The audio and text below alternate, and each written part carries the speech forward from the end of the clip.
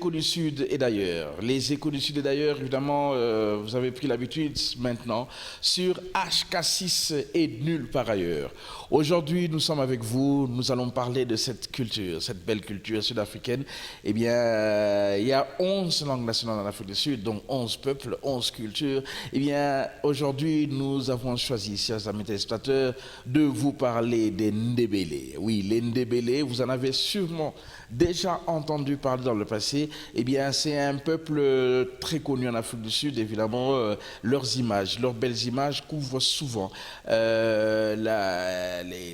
images publicitaires d'Afrique du Sud, les guides touristiques. Et on trouve souvent sur leurs posters ces belles images Ndébélé à cause de leur décoration éblouissante et de surtout leur artisanat.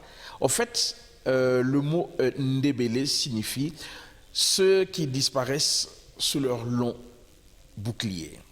Ah oui, les Ndébélé, évidemment, dans leur origine, un peuple qui a immigré, ils sont venus de quelque part, ils sont venus du Zimbabwe et ils se sont installés dans la province du Limpopo, dans la province du Mpumalanga, mais on les retrouve aussi dans la province du KwaZulu-Natal.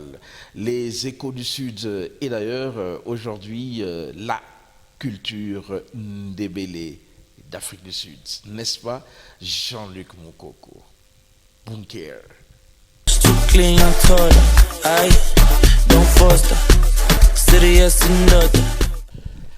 Selon les sources, en fait, on distingue plusieurs variantes chez les Ndébélé. Je vous ai donné un peu l'historique. Ils sont venus du Zimbabwe et puis ils ont immigré, ils se sont divisés. Et ainsi donc, nous avons les Amandébélé, nous avons les Matabélé et nous avons les Ndébélé. Eh bien, les différentes variantes dont nous allons parler aujourd'hui, nous allons parler de ce peuple, nous allons parler de ses origines, sa culture dans cette Afrique du Sud d'aujourd'hui. Évidemment, une Afrique du Sud qui est fière de ses couleurs, évidemment, l'héritage de Nelson Mandela. Nelson Madiba Olisasla Mandela.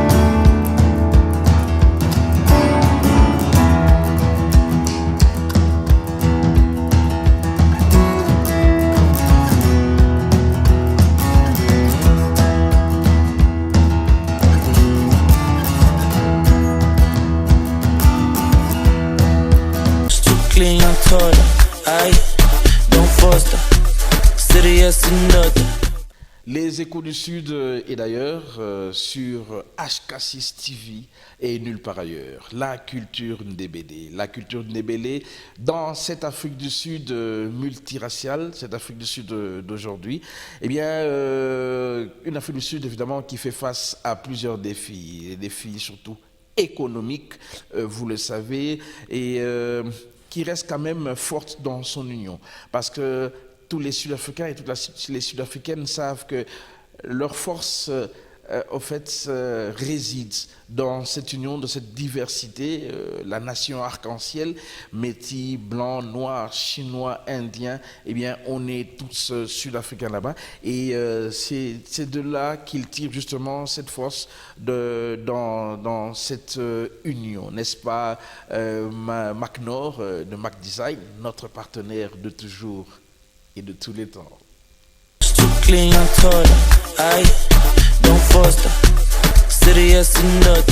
Pays voisin, au Zimbabwe, il y a des Ndébélés qui ont gardé leur mode de vie authentique. Au XIXe siècle, une partie de l'ethnie s'est installée ici, au milieu des formations rocheuses. Une vie en harmonie avec la nature.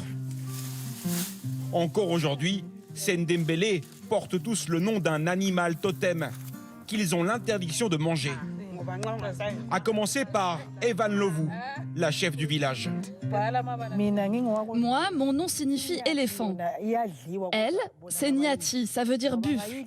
Donc elle ne doit pas manger de buffle, sinon elle perd toutes ses dents. Ici au Zimbabwe, les femmes Ndébélés n'ont jamais porté d'anneau autour du cou. Mais elles peignent aussi leur maison avec ces motifs, comme leurs sœurs d'Afrique du Sud. Les formes et les couleurs ne sont pas choisies au hasard. Les femmes perpétuent une longue tradition. Le triangle, ça montre cette partie de la femme. Et le trait, c'est l'homme. Cela représente la naissance de l'humanité. Tout être humain est né de cet acte. Les Ndébélés vivent ici en quasi-autosuffisance, sans eau ni électricité. Tous les enfants vont à l'école dans le village d'à côté. Il faut tout de même compter 1 heure de marche à travers la savane. Au programme ce matin, une révision de l'alphabet. Les Ndébélés parlent la langue des clics. 17 sons obtenus par des claquements de langue. Pas toujours facile. Il faut prononcer avec un peu d'air. Et là, vous devez coller la langue au palais pour dire. Le Ndébélé est même une des langues officielles du Zimbabwe. J'ai pas vraiment de conseils à vous donner. C'est super difficile de dire.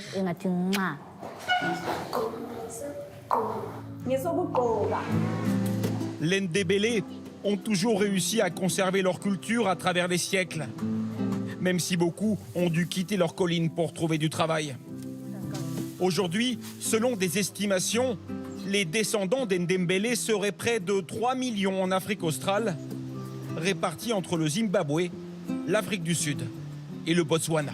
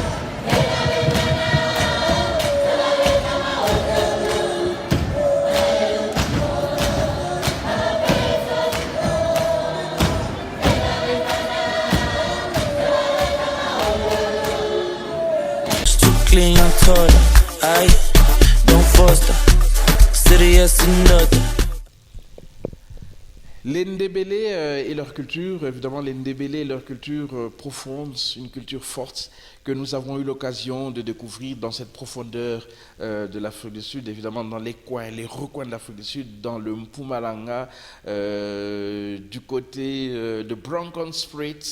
Nous étions là-bas il y a de cela quelques années avec des amis, Dani Sebente, avec Daddy Condé, et tous les autres. C'était une grande équipe. Eh bien, c'est avec eux que nous avons eu le temps de découvrir la culture ndébélé qui, du reste encore ancrée très profondément dans notre mémoire.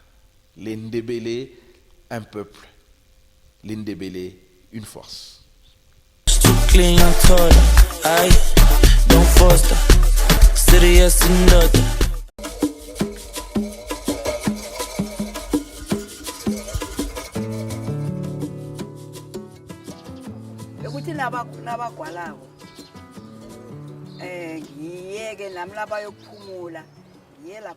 Quand j'étais petite, dans mon entourage, il y avait des gens qui écrivaient avec des plumes et quand ils prenaient leur pause, je m'emparais de leurs plumes et j'écrivais et dessinais avec en cachette. Quand ils revenaient, je m'enfuyais et je me cachais. Ils regardaient mon travail avec admiration, ils étaient éblouis.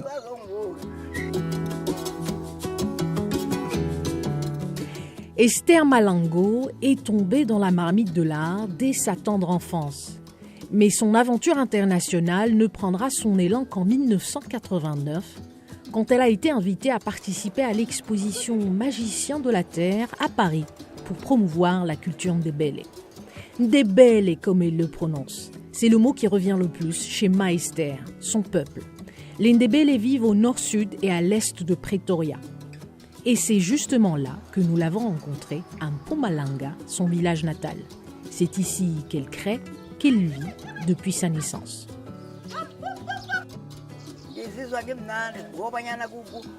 Je suis très heureuse de faire ça. D'autant plus qu'il s'agit de ma culture, que j'aime tant.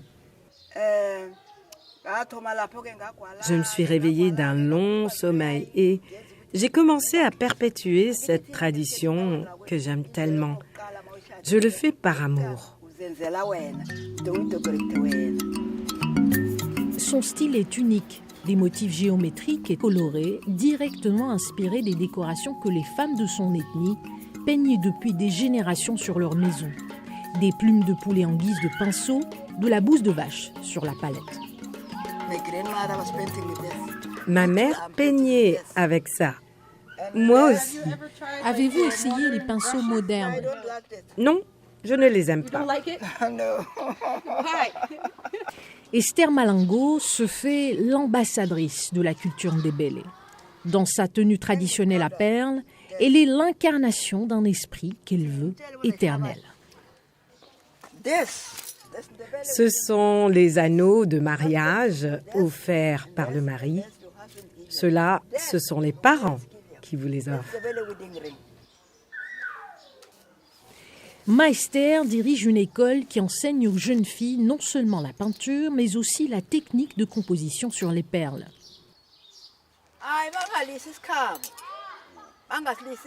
Ces enfants ont besoin d'apprendre leur culture parce que c'est important. C'est important que la culture soit préservée de génération en génération. Ils doivent aimer leur culture. Ces dessins ont dépassé le seul domaine de l'art pour s'inviter dans celui de la consommation de masse. Ils se déclinent à l'infini sur des bouteilles de vodka de luxe, des chaussures, des voitures, des objets de la vie quotidienne qui portent désormais sa griffe. En 1991, elle est la première femme et la première africaine à être mise en contribution pour la création d'un art car par la firme automobile allemande BMW. Son espace d'exposition témoigne de sa notoriété tardive mais fulgurante. Ça, c'est un prix décerné par l'ancien président Thabo Mbeki. Des regrets, aucun. Et quand on lui demande ce qui la rend heureuse, la réponse est instantanée, sans l'ombre d'un doute. Ses peintures et ses perles. Rien n'assombrit sa palette. Ses couleurs sont toujours vives et éclatantes, et elles le resteront.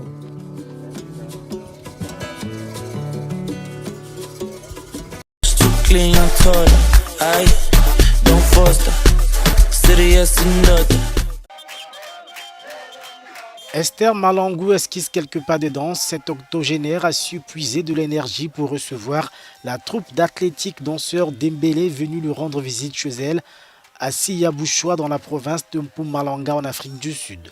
Elle porte des colliers et des perles propres à la culture de cette population du nord-est de l'Afrique du Sud, un art qu'elle a tenté de pérenniser à travers ses œuvres. Pour moi, il s'agit de jeunes enfants. Je veux qu'ils connaissent mon travail et qu'ils apprennent à le faire comme moi. Je veux qu'ils maîtrisent si bien mon travail que leurs enfants pourront savoir d'où vient l'héritage ndébélé. Des triangles bleus, jaunes et roses se succèdent en zigzag, dans des couleurs à la fois éclatantes et harmonieuses. Des œuvres sorties de l'imaginaire de l'octogénaire et qui rendent hommage à la culture ndébélé. Ce qui est remarquable dans le travail de Mama Esther, ce sont sans aucun doute les couleurs. Elle parvient à leur donner vie de façon symétrique sans que cela ne fasse mal aux yeux. Et je pense que cela renvoie à sa propre compréhension de la signification spirituelle des couleurs, mais aussi à leur signification contemporaine.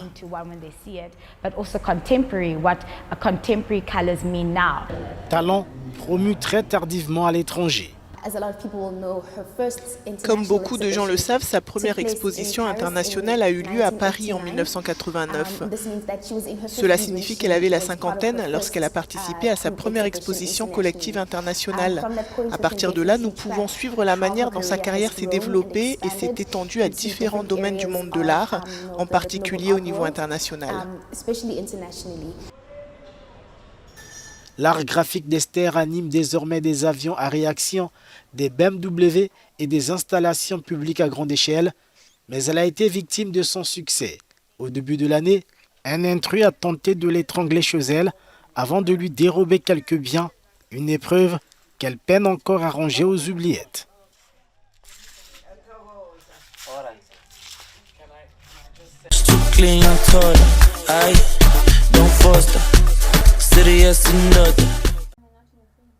Ces tableaux ont fait d'elle une star internationale.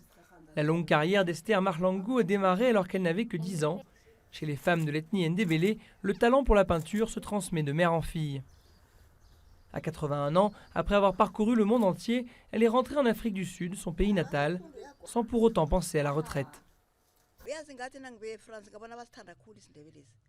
Depuis mon retour, je vais partout pour inciter les parents à m'envoyer leurs enfants, afin que je leur apprenne à peindre. Beaucoup sont très enthousiastes. Ils viennent l'après-midi, après l'école.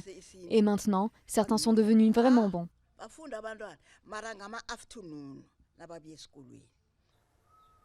De la bouse et de la terre, voilà les matériaux utilisés par ses ancêtres pour colorer les peintures qui ornaient leur maison.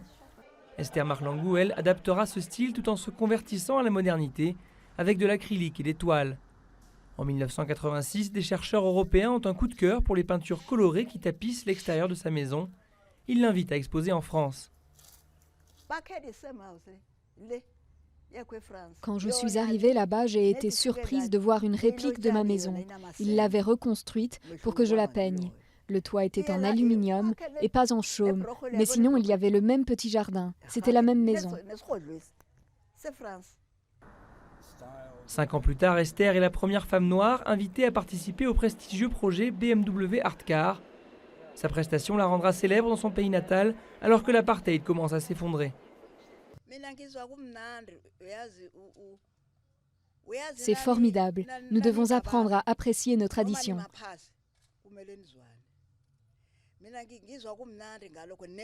Ce que je n'aime pas, c'est que l'on exploite notre culture. Je veux juste que les gens apprennent les uns des autres. Esther Mahlangu reste l'une des chefs de file de la promotion de l'art africain. Récemment, elle a adapté des esquisses dessinées par Nelson Mandela, toujours dans son style inégalable.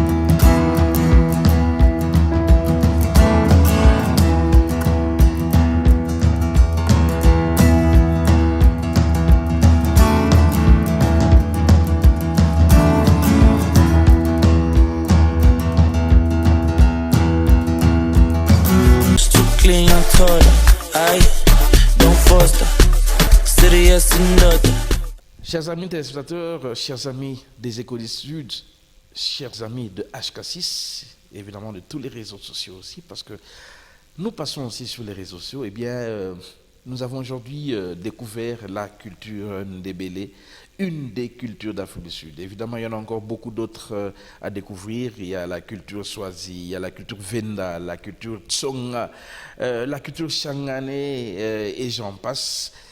Ce sont justement des cultures que, ensemble avec vous, dans les Échos du Sud, et d'ailleurs, nous allons découvrir ensemble avec des grands amis de cette émission, les Échos du Sud, le cas de Monsieur Ndomingoy, de Patient Baraka, et aussi de The Best Chamou, le meilleur. Au prochain numéro, vous aurez encore une autre culture, vous aurez encore un autre aspect de la culture, non seulement en Afrique du Sud, non seulement en Afrique australe, mais partout ailleurs, parce que nous sommes les Échos du Sud et d'ailleurs, au numéro prochain.